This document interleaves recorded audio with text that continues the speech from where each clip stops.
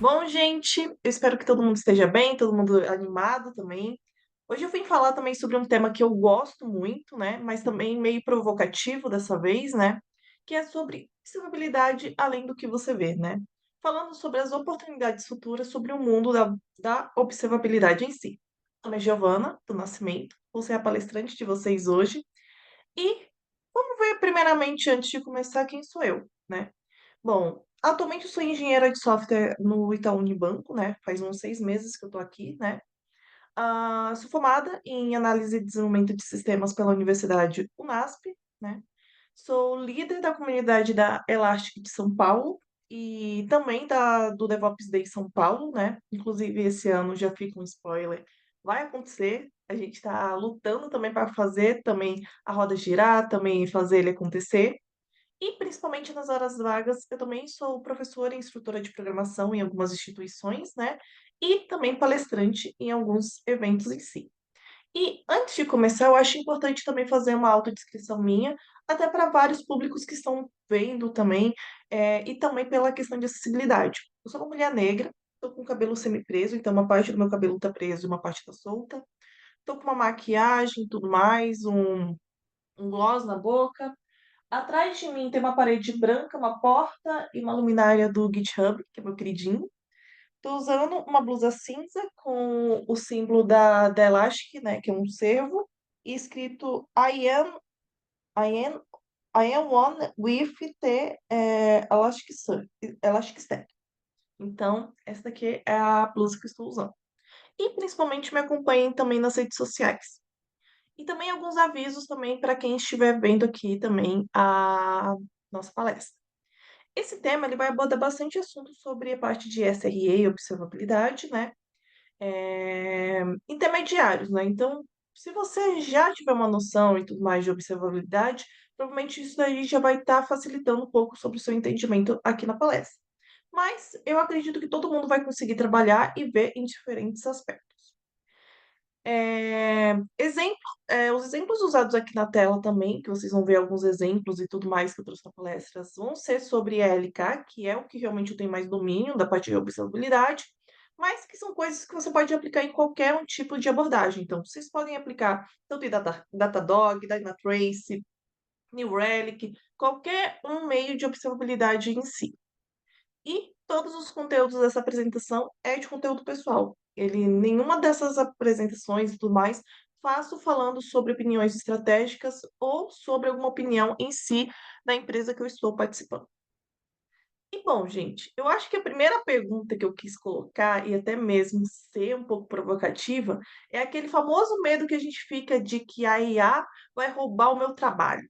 Eu vejo muita gente preocupada, gente pensando até mudar de carreira, gente falando, Giovana, você não vai focar mais em ser prompt engineer, alguma coisa assim.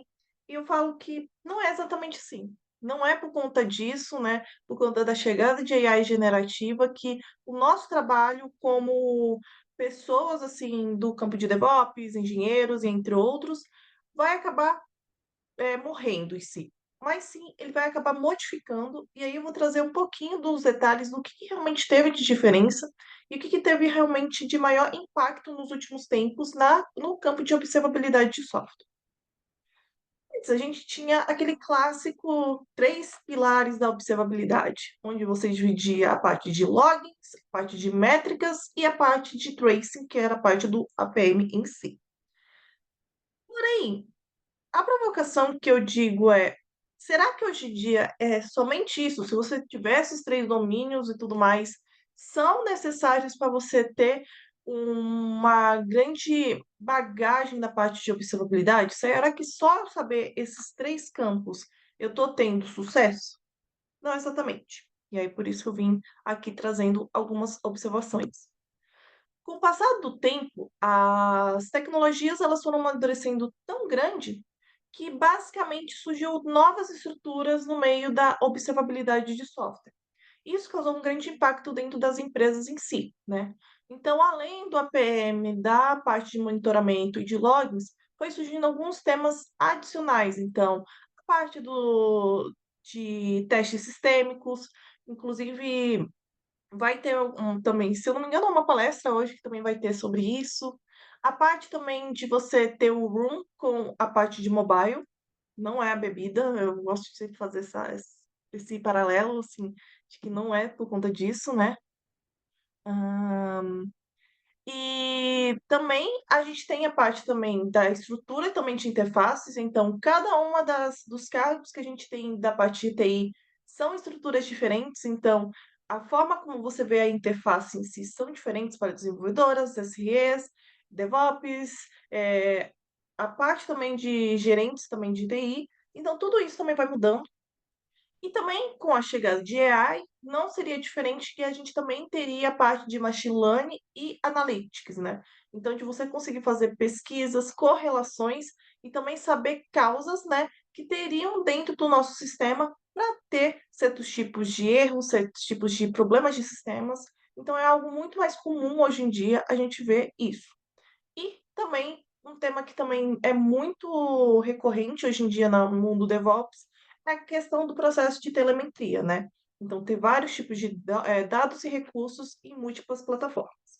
E aí a gente vai passar um pouquinho sobre cada tópico, sobre o que eu realmente acho que realmente dá a diferença quando a gente vê o mundo desses conjuntos, né? E principalmente boas práticas para quem está realmente indo nesse mundo em si. Começando com o APM, o APM, para quem não conhece, ele é um conjunto, né, de observabilidade e monitoramento de performance de aplicação. Então, que é, inclusive, é a sigla do APM, né?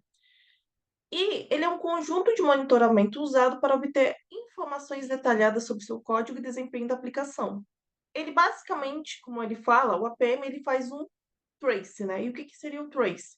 Saber onde começou e onde terminou aquela requisição, aquele pedido, aquele processamento de batch, processamentos de arquivo, tudo isso o APM ele vai pegando no meio dos seus conjuntos em si, né? E eu trouxe até alguns exemplos, né? Então, por exemplo, de você mandar uma rota de post, saber quanto tipo de latência, quanto teve throughput, quanto teve de falha de transação baseado naquela rota que teve, você saber também o tipo de impacto que tem aquela rota, saber aonde ele teve conexão com o banco de dados, saber qual é a rota que realmente ele fez, se ele deu status 200 ou não, saber assim quantos minutos também teve também daquele trace, então se ele demorou 80 milissegundos, se ele demorou 3 segundos, isso vai variando de caso em caso, mas justamente para você saber de onde ele começou e de onde ele finalizou, né? E também você também saber algumas informações importantes, como também você ter essa noção também de qual foi a linguagem que foi utilizada, qual foi o runtime, qual foi o aplicativo, qual foi o processamento, saber qual foi o IP, e entre outras questões em si. Então, o bom APM, geralmente, ele vai pegando justamente esses tipos de tópicos para conseguir abstrair o máximo possível. Agora, quando a gente está falando da parte de métricas, né, ele serve como dados para quantificar o desempenho de um comportamento de sistema de aplicações baseado na quantidade de linhas de tempo. Então, geralmente, quando a gente está falando de métricas de infraestrutura, ele é baseado em quantidades e tempo. Muito raro você ter uma métrica que não seja baseado nesse tipo de coisa, tá? Mas pode acontecer. E aí eu trouxe 4 tipos de métricas que são as mais comuns e principalmente as mais recorrentes quando a gente está falando da questão de observabilidade de software. A gente tem as métricas de infraestrutura, né, que são os usos, por exemplo, de CPU, memória, disco, latência de rede. Então, tudo isso são voltados para métricas que são voltadas para infraestrutura. Além disso, que é inclusive meio que um mito, né, que a gente tem um pouco da parte do DevOps é achar que as métricas somente são baseadas na parte de infra, quando na realidade a gente também pode ter um pouco de métricas de aplicação, métricas de negócio e métricas da experiência do usuário. E o que que seria das aplicações? Tempo de resposta de API, o número de requisições por segundo, então coisas que realmente refletem mais na aplicação em si. As métricas de negócio, então saber qual é a taxa de conversão, de pedidos processados por minutos, então você saber de qual canal poderia, por exemplo, vir uma requisição, se foi de um canal de mobile, se foi de um canal web, se foi dentro de um certo tipo de navegador ou não. E também as métricas também de usuário, então, tipo, quanto tempo demora um carregamento, né, de uma página, números de erros por usuário, né. Então, geralmente, esse tipo de métricas também é uma coisa muito recorrente e cada dia mais a gente tem que misturar os assuntos. Então, pegar não só a parte de infraestrutura, mas também a gente também ter um pouco mais de foco também na parte do negócio e também na parte da experiência do usuário como um todo. E agora o finalizando, tipo assim, o trio, né, dos pilares de observabilidade, a gente tem também a parte dos logs, né. Geralmente o log, eu falo, se você tem um registro de uma investigação de uma consulta, né, pode ser um registro 500, 400, 200, ou até mesmo se você consegue fazer uma informação, né, um texto informativo, geralmente você tem basicamente um log bem feito. E uma coisa que eu queria deixar mais um recado mais para os devs ou engenheiros do seu time, você pode até tirar um print, mandar, não sei, que é basicamente sobre a gente faz logs muito ruins. Assim, são poucos os times que eu passei que os logs eram bem feitos, né. O meu time atual, os logs são bem estruturados, bem feitos e tudo mais, mas demorou muito tempo para encontrar um time que fizesse logs de uma maneira correta e bem estruturada, né. E o que que seriam logs bem estruturadas, né? Eu deixei um exemplo aqui, que geralmente é você deixar um padrão, né? Geralmente você cria um objeto, geralmente com o tipo de estrutura que você quer aquele log. Então, que ele vai ter sempre um timestamp, que ele vai ter um tipo de level, então, você conseguir ter o nivelamento de quais é os tipos de logs que estão passando, a parte de serviço, a parte do trace e a mensagem, que é realmente o que realmente aconteceu para passar naquele log. Defina bons níveis de logs de sistema. E o que que seriam os níveis? Os níveis são basicamente o tipo de urgência que a gente tem de cada log. Então, às vezes a gente vai ter os mais comuns são info, né, que geralmente é para você informar algo do sistema. A gente tem o debug, que ele serve para a parte de depuração de código, então geralmente é mais utilizado em casos de desenvolvimento ou em casos de ambientes de dev. Então, geralmente é mais utilizado para esses tipos de caso. A gente tem o warning, que é basicamente tipo, opa, deu um erro no sistema, mas não é algo que é inconsistente. Tipo assim, ele deu erro, mas pelas regras de negócio deveria ter dado realmente um erro, assim. É algo que deveria ser mais preocupante. A gente tem o erro, né, que geralmente é, por exemplo, se realmente não teve um processamento de uma maneira correta ou algo do tipo, e o critical, que geralmente, por exemplo, alguma coisa realmente não está funcionando de uma maneira muito grave. Então, um serviço muito fora de ar, algo que realmente aconteceu de alguma vulnerabilidade. Então, geralmente, os níveis de log servem muito para isso, e é algo que a gente tem que cada dia mais ficar mais vacinado. Logs com IDs correlacionados, então um trace ID, um correlation ID, que são os IDs que vão perseguindo basicamente o que que aquela transição percorreu. Então é um ID que vai basicamente bater em todas as transições e você saber onde ele começou e finalizou. Ele complementa a parte do trace, mas principalmente para a parte dos logs, ele é legal para a gente saber realmente, tipo, qual é o log relacionado àquela chamada, aquele caso de teste. Então ele é muito importante justamente para você conseguir mensurar aonde realmente está sendo daquele caso em si. Evitar dados sensíveis de logs, eu acho que isso daí, eu acho que até é um pouco mais básico. Então, de evitar você passar, tipo, uma informação, PI ou SPI, que são informações extremamente sensíveis do usuário. Então, um CPF, um e-mail. E se você for passar esse tipo de informação, criptografar antes. Então, fazer uma criptografia tanto em JWT ou até mesmo em uma base 64, tá? A manter a obrigatoriedade de algumas estruturas, então você sempre ter essa mesma estrutura de logs, então você ter que obrigar a pessoa a sempre mandar um timestamp, um level, um service, um trace ID message, é um dos exemplos, e pensar na manutenção e retenção desses logs. Então, você pensar até que tempo eu preciso manter esses logs, na minha estrutura. Será que eu preciso realmente ter esses logs até 30 dias, 60 dias? Verificar também com os seus times de auditoria dentro da sua empresa, para saber se realmente aquela retenção de logs é importante ou não. Então, Geralmente produção você mantém mais, geralmente times de desenvolvimento você mantém um pouco menos. Então, desenvolvimento 7 dias e produção geralmente 30 dias ou mais. E por fim, mas não menos importante, configurar alguns alertas de anomalia de logs. Então, se realmente ele passar em algum log crítico e que você sabe que, tipo assim, é um cenário muito incomum, ou tipo, ele repetir vários logs ao mesmo tempo, você conseguir meio que colocar algumas detectações daqueles logs em si. A gente também tem a parte de Systemic Monitoring, né, que é basicamente você criar testes sistêmicos, né? Esse é um tópico que geralmente não falavam também nos estudos que eu falava de observabilidade em si, mas eu vejo que cada dia mais é uma coisa muito recorrente, né? Que é basicamente você conseguir simular e rastrear e visualizar o desempenho de jornadas de usuário crítico, né? O que que seriam essas jornadas, né?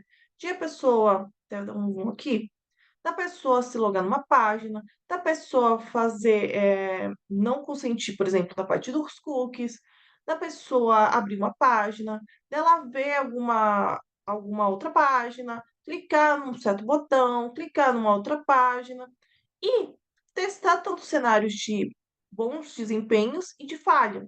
E geralmente você vai pegando alguns tipos de parâmetros, como DNS, TLS, LCP, FCP, que são dados, métricas voltadas mais para performance de front-end, né?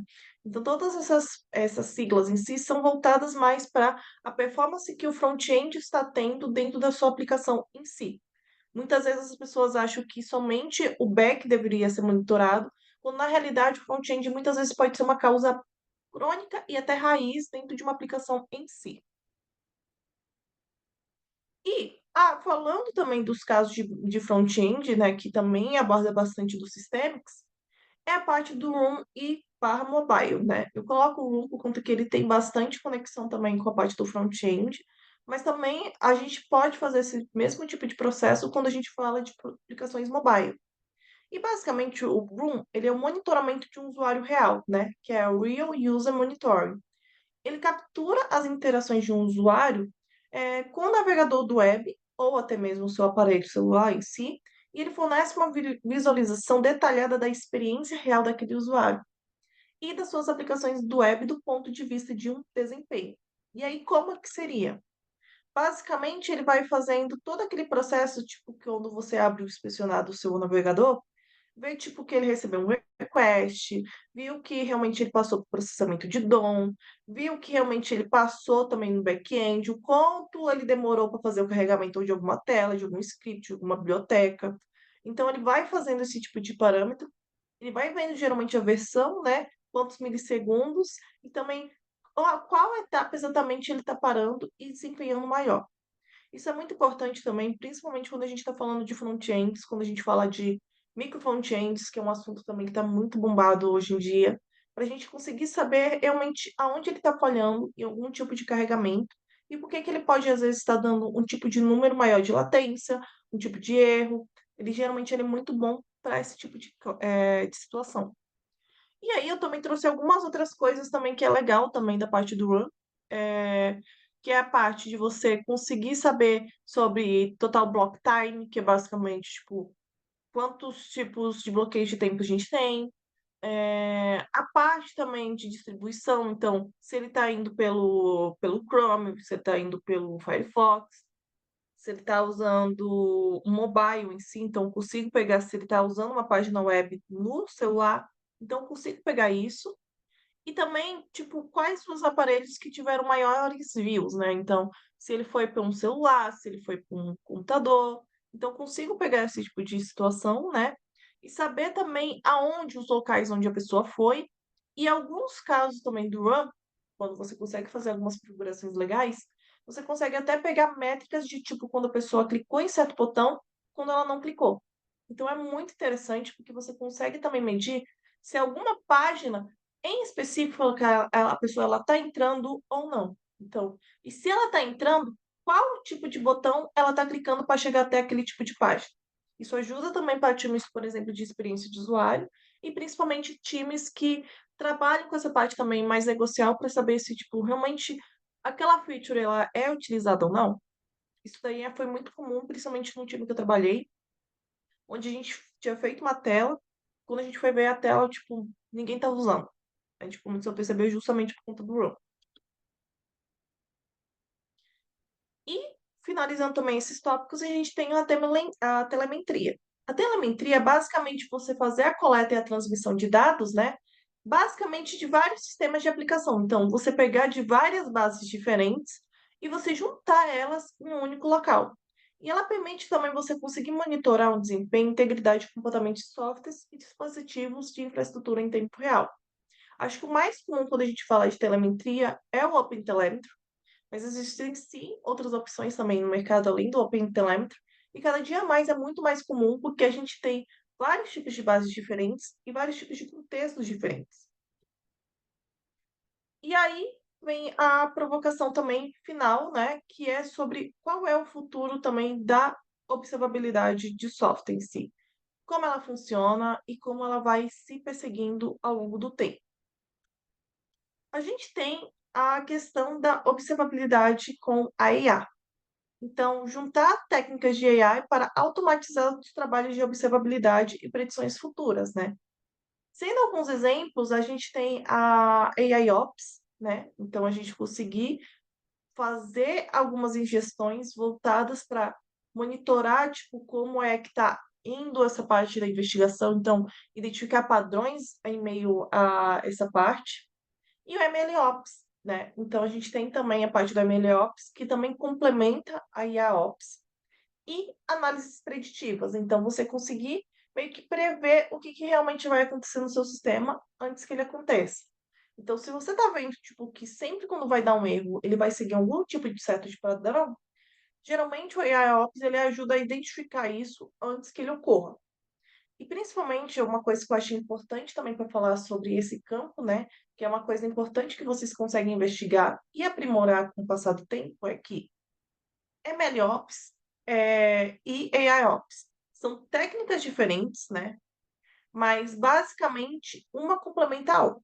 Então, o MLOps é uma disciplina que ela complementa o AIOps. Então, é possível, por exemplo, você ter o AIOps, mas não necessariamente utilizar o MLOps em si, né?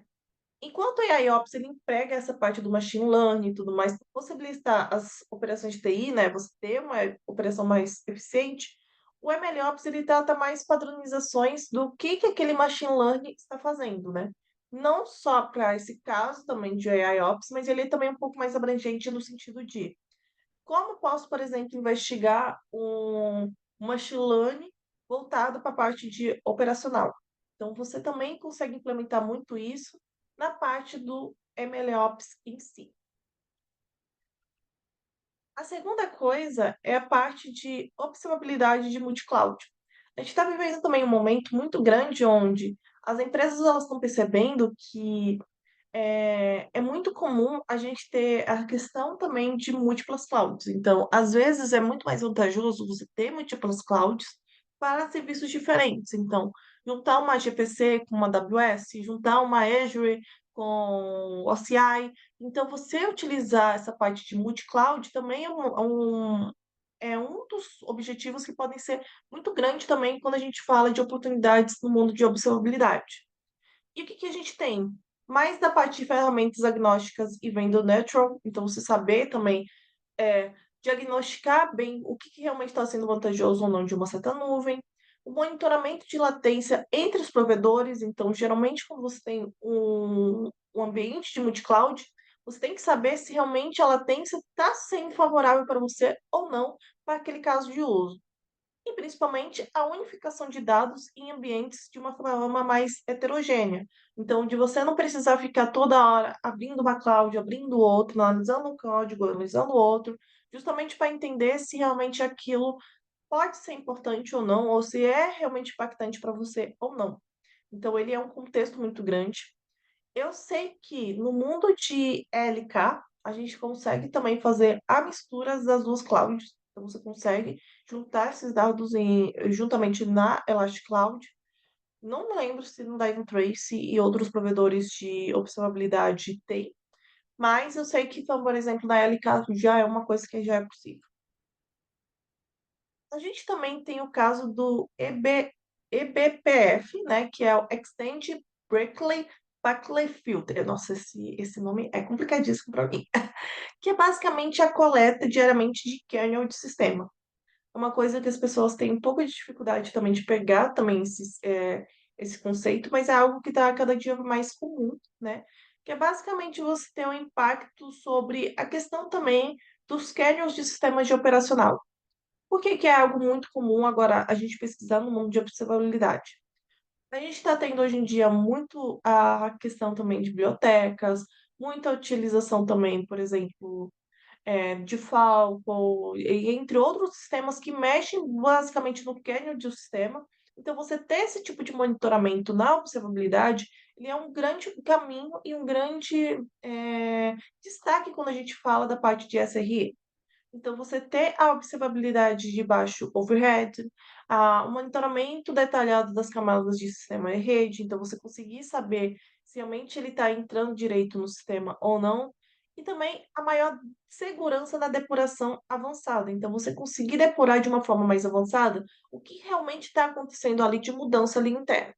Porque muitas vezes a gente tem esse tipo de sistema, só que a gente não sabe o que realmente está acontecendo por trás. E aí, quando a gente vai ver, a gente só acaba descobrindo quando realmente vem um chamado ou até mesmo um server one. A gente também tem a observabilidade, eu acho que talvez esse seja o tema que eu mais gostei de ver nos últimos tempos, eu gostei mais de trabalhar, que é a observabilidade para LLMs e AI generativos. Enquanto a AIOps ele pensa em utilizar a AIOps, né, a inteligência artificial, entre outros, para ajudar a resolver alguns casos de observabilidade, que já é o inverso. Porque a gente está vivendo um mundo onde a gente tem muito conteúdo sendo voltado para as LLMs, mas as pessoas não estão conseguindo fazer a depuração do que realmente ocorre nessa LLM. A pessoa não sabe o que foi uma anomalia ou não, o que a pessoa está trazendo de dados ou não, ela não sabe aonde realmente está acessando aquele tipo de dado. Então, é uma preocupação que cada dia mais as empresas estão tendo, né? Tipo, como é que eu vou pegar o que realmente a pessoa está transmitindo e o que a LLM está trazendo de benefício ou não para aquele caso, né? E o que ele serve? Basicamente, você consegue colocar alguns parâmetros e pegar, basicamente, o que a pessoa está dando, imputando, se o nível de alucinação que está tendo da LLM, os modelos utilizados para cada caso, a depuração também da localização, o trace e, principalmente, que inclusive é o mais complexo, né, que é a análise de custo e muito mais. E aí, recentemente, eu descobri uma biblioteca que é muito interessante, porque você consegue misturar a parte da telemetria juntamente com essa parte do LLM, que é o OpenLint. O OpenLint é uma biblioteca que você consegue implementar, né? Então, você consegue instalar dentro da sua aplicação e ele vai coletando a parte do LLM. Então, o que você utiliza da parte de inteligência artificial e os modelos, ele vai coletando essas informações e você consegue fazer a mensuração disso dentro da sua cloud em si, ou do seu sistema de observabilidade. E aí eu trouxe aqui como exemplo essa imagem daqui, né? Como eu falei, eu utilizei o LLK, mas eu vi que ele tem suporte para, todos os provedores, pelo menos os mais famosos que a gente tem de mercado, ele pega. Então, dá para fazer pelo Datadog, inclusive é um experimento que depois eu vou fazer.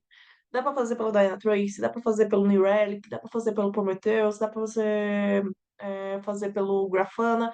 Então, você consegue utilizar todos esses sistemas de observabilidade, utilizar também essa parte do, do OpenLint. E o que é legal é que ele vai pegando, tipo, o número de latência que teve da resposta, o throughput também. Ele também consegue pegar as falhas de transação que teve daquele modelo. E ele também consegue pegar, ó, tipo, o que realmente a pessoa utilizou da transação. Ah, ele utilizou para gerar a parte de imagens pelo OpenAI. Ele pegou pelo chat. Ele pegou o olhama da parte de generate. Ah, ele pegou tópicos de mensagem. Você consegue ver também o tipo de nível de falha que teve. E você também consegue fazer alguns debugs do que a pessoa mandou. Ah, usou o LangChain. Então, todas essas partes de LLMs famosas, o OpenLint ele consegue pegar rapidamente. E ele é bem prático na hora de fazer a implementação em si. E um último caso também, que também é uma coisa que é muito recorrente, é a parte de observabilidade com a parte de security, né? Que é você misturar a parte de conteúdos de SecOps e dos TM observável, né? Então, basicamente, você conseguir ter monitoramentos do ataque e comportamento suspeito de um usuário. Também tem a parte de você ter o Zero Trust com observabilidade, então você ter a parte de ter uma autenticação e o tráfego da autenticação, e também a correlação de eventos de segurança e o desempenho daquele seu sistema. Então, quanto aquela parte da segurança está sendo afetada da parte do desempenho em si, né? E uma coisa que é interessante quando a gente vai olhando é que ele vai dando muito essa questão também do número de scores, o número de IPs que realmente você consegue ver suspeitos, que você consegue ver que não os sistemas operacionais, entre outros. Então, tudo isso você consegue pegar muito quando a gente fala da parte de security, né? É um assunto bem interessante, é um tema complexo, difícil, mas que vale muito a pena também para vocês abordarem e estudarem também no meio da carreira de vocês em si. A gente também tem a utilização do use e do read, né? Que é uma coisa que pouquíssimas empresas também falam também, que é basicamente a forma como a gente vai calcular e medir aquelas métricas, né?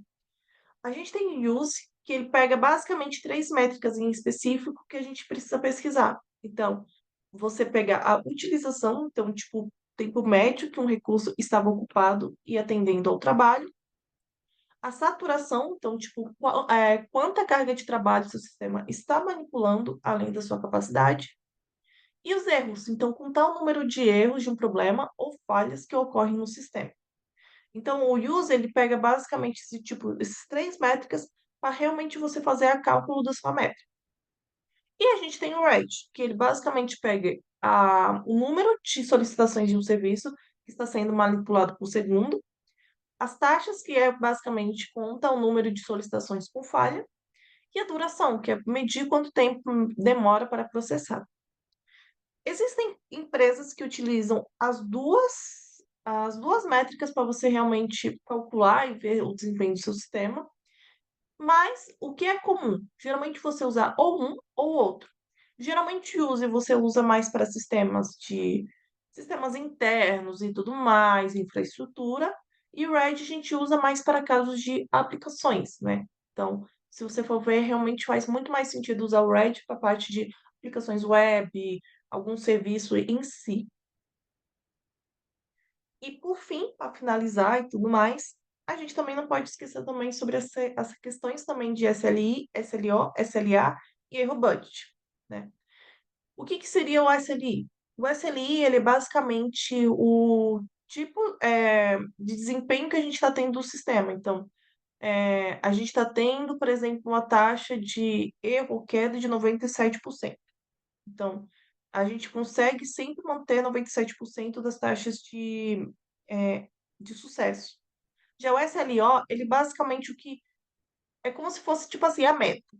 Se você bater, por exemplo, 95%, que é o caso que a gente tem na imagem, é, ele vai dar um erro, ele vai dar uma falha de SLO. Então, por exemplo, cliente é basicamente o acordo que a gente faz geralmente, assim, tipo, se bater 95% quer dizer que a gente está indo com a falha. Não pode bater 95% de taxa de erro ou de demora de latência.